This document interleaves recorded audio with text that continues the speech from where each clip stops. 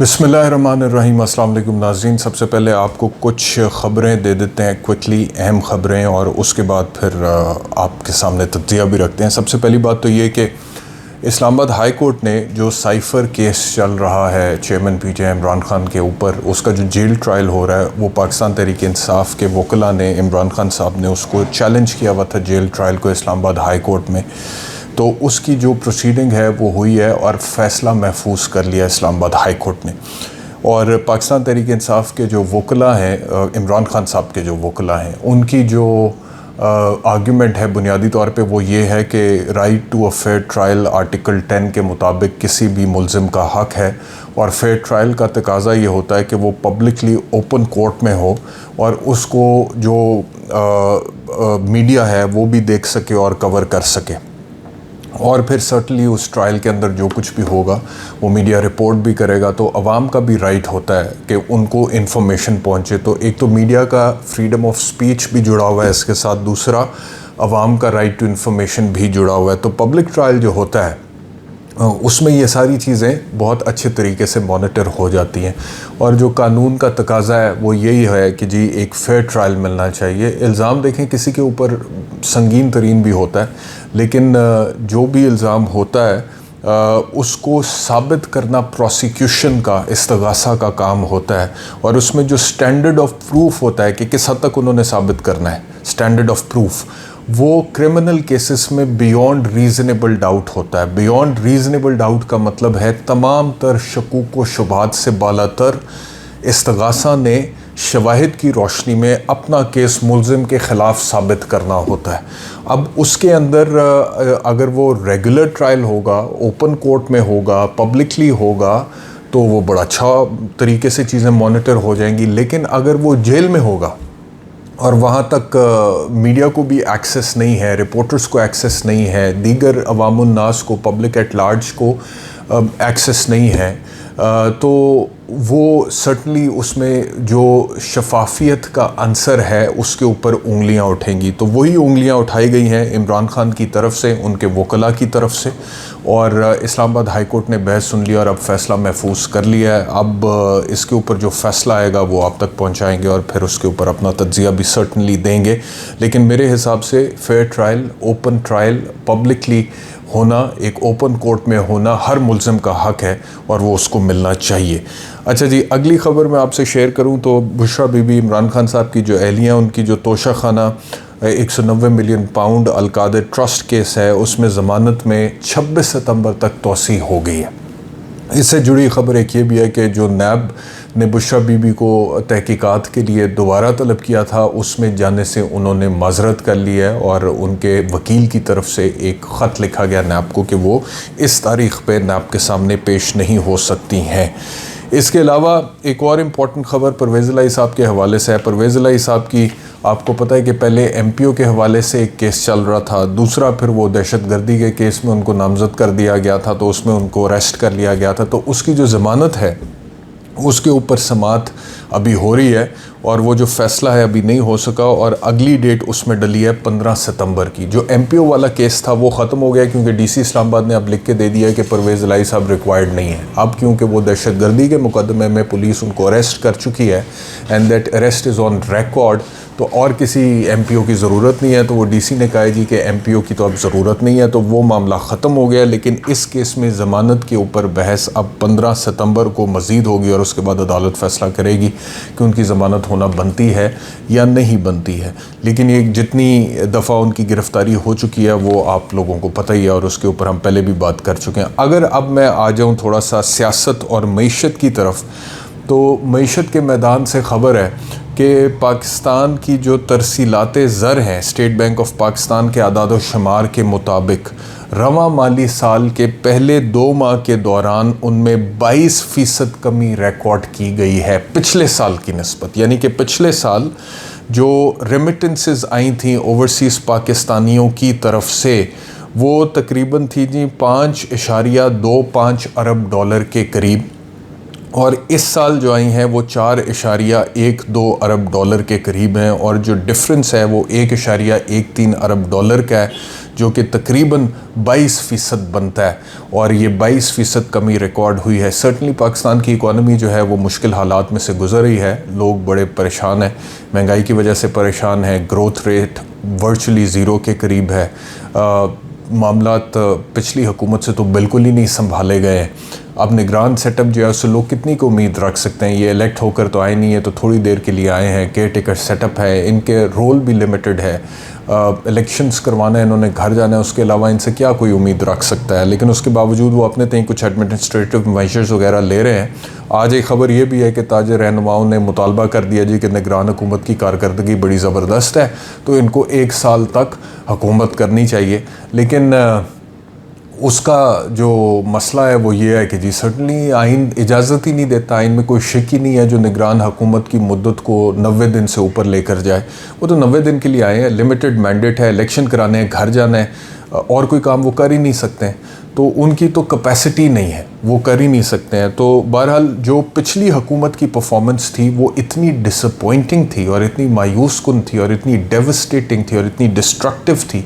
कि उसकी वजह से ओवरसीज़ का जो कॉन्फिडेंस है और जो पाकिस्तान में सियासी सूरत हाल है उसको मद्देनज़र रखते हुए उनका जो कॉन्फिडेंस है वो मुतासर सर्टनली हुआ है, जिसकी वजह से 2 माह के दौरान ही 22% कमी जो रिकॉर्ड की गई है वो स्टेट बैंक ने अपने आदाद शुमार के थ्रू रिपोर्ट की है। अब आ जाते हैं सियासत के मैदान में। तो सियासत के मैदान से ख़बर ये है कि मियाँ नवाज़ शरीफ की वापसी का ऐलान कर दिया। मियाँ शहबाज शरीफ ने कहा है कि 21 अक्टूबर को मियाँ नवाज़ शरीफ की वापसी होगी और मियाँ नवाज़ शरीफ का फ़कीदुल मिसाल इस्तकबाल होगा। अब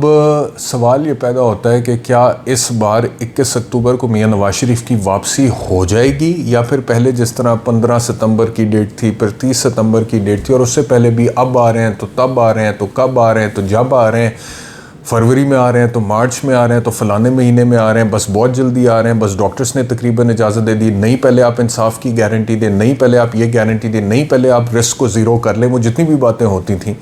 तो क्या अब भी 21 अक्टूबर की जो डेट है वो जो अनाउंस की गई है उसके मुताबिक मियाँ नवाज़ शरीफ की वापसी हो जाएगी, या फिर इस बार फिर मियाँ नवाज़ शरीफ 21 अक्टूबर को वापस नहीं आएंगे? मुझे ये लगता है कि इसके चांसेस बहुत ब्राइट हैं कि शायद मियाँ साहब 21 अक्टूबर को भी वापस नहीं। उसकी वजह ये है कि नंबर 1, मियाँ नवाज़ शरीफ साहब जो हैं उनको और उनकी पार्टी को फ़िलहाल नज़र आ रहा है कि इलेक्शंस में डिले मुमकिना तौर पर हो सकता है, मुमकिना तौर पर हो सकता है। उनकी अब 90 दिन से ऊपर वैसे तो नहीं जाने चाहिए थे आइनी तौर पर, लेकिन PMLN बड़ी पैशनेट है कि 90 दिन से ऊपर जाएं, लेकिन फिर वो उतने ही पैशनेट हैं कि फरवरी से ऊपर ना जाएं, यानी कि 90 दिन की जो कॉन्स्टिट्यूशनल डेडलाइन है उसको क्रॉस कर जाएं, लेकिन जो PMLN की पॉलिटिकल डेडलाइन ज़हन में है फरवरी की या मार्च तक, क्योंकि मार्च में उसके बाद आधे सेनेटर्स ने भी फारिग हो जाना है, उससे ऊपर ना जाएं, तो तब तक हो जाएं, और तब तक केयर टेकर हुकूमत के ऊपर मईशत की बदहाली का मलबा गिर जाए और मियाँ साहब वापस आ चुके हों और मियाँ साहब को फिर से एक मसीहा के तौर पे अवाम के सामने प्रेजेंट किया जाए, और जो साख डैमेज हुई है पॉलिटिकल वो थोड़ी रिकवर हो जाए डैमेज, और उसके बाद वोट के लिए अवाम से रब्ता किया जाए। तो एक तो ये है कि अब पाकिस्तान मुस्लिम लीग नवाज़ की ख्वाहिश तो है कि वो फरवरी से आगे इलेक्शन ना जाएं, लेकिन जो मौजूदा हालात हैं, जिस तरह ताजरों का ये मुतालबा आया है, इसके पीछे भी बहुत लंबी चौड़ी एक साइंस हो सकती है। बाय द वे ज़हन में रखें कि क्यों ताजर बरादरी की तरफ से मुतालबा है कि 1 साल हुकूमत करें। ताजर बरादरी की तरफ से मुतालबा क्यों आया है, इसके पीछे भी एक लंबी चौड़ा पस मंज़र हो सकता है, बल्कि है, और साइंस हो सकती है।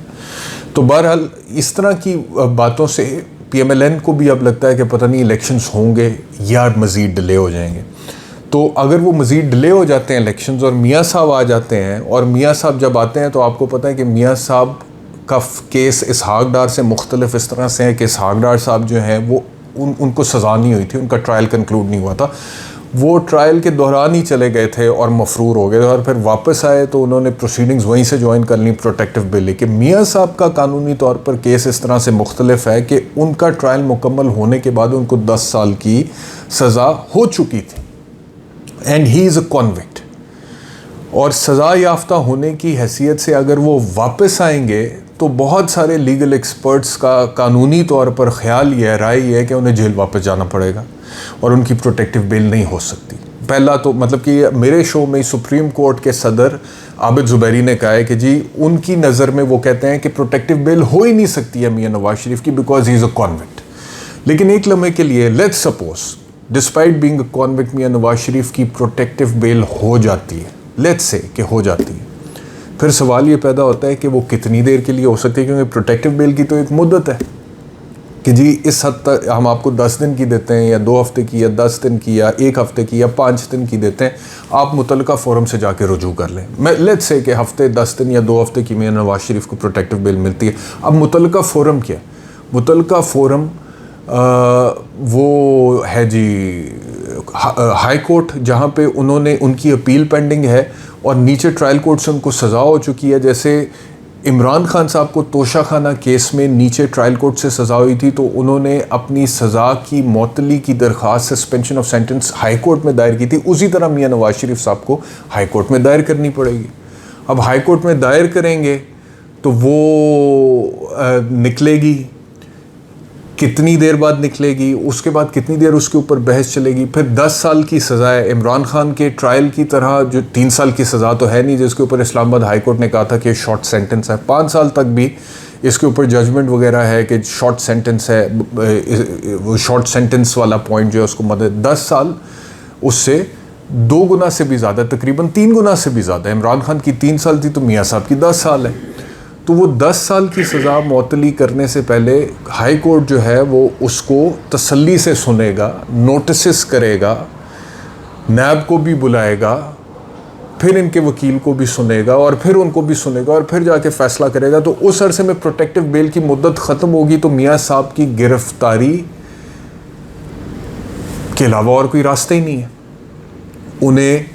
हिरासत में लिया जाएगा, उनको जेल भेजा जाएगा। अब सवाल ये पैदा होता है कि अगर जेल जाना नागुज़ीर है तो इस टाइम पे जबकि अब उनके भाई की हुकूमत नहीं है, मियां शहबाज शरीफ की एक निगरान सेटअप है, तो क्या उनके घर को सब जेल डिक्लेयर किया जाएगा या फिर सही वाली जेल में, रेल जेल में उनको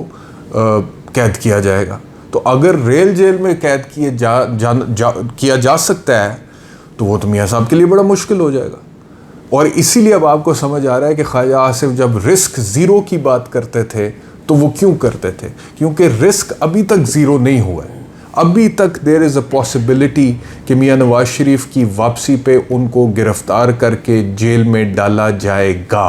अब उसको अंडू करने के लिए या उसका तोड़ करने के लिए उनके वोकला और उनकी पार्टी और उनके भाई और बाकी जितने भी लोग हैं उन्होंने कोशिशें तो बड़ी की, अभी भी कर रहे हैं, लेकिन गैर यकीनी की सूरत हाल अभी तक मौजूद है, जिसकी वजह से मैं कह रहा हूँ कि अगर वो रिस्क ज़ीरो पे इन लोगों को बात नज़र ना आई 21 अक्टूबर तक भी, क्योंकि अभी तक चीज़ें 100% इनकी नज़र में रिस्क ज़ीरो पे नहीं है, वो ना आई तो फिर मियाँ साहब की वापसी ऐन मुमकिन है कि 21 अक्टूबर को भी ना हो और मियाँ साहब का जो कारकुन वोटर सपोर्टर है वो वैसे ही हार पकड़ के रात तकता रह जाए और मियाँ साहब का क़याम लंदन में मज़ीद तवालत पकड़ जाए। तो इस वजह से इसकी पूरी पॉसिबिलिटी है। अब देखना ही है कि आने वाले दिनों में सिचुएशन कैसे बदलेगी। बहुत शुक्रिया वीलॉग देखने के लिए, अपना ख्याल रखिए। अल्लाह हाफ़िज़।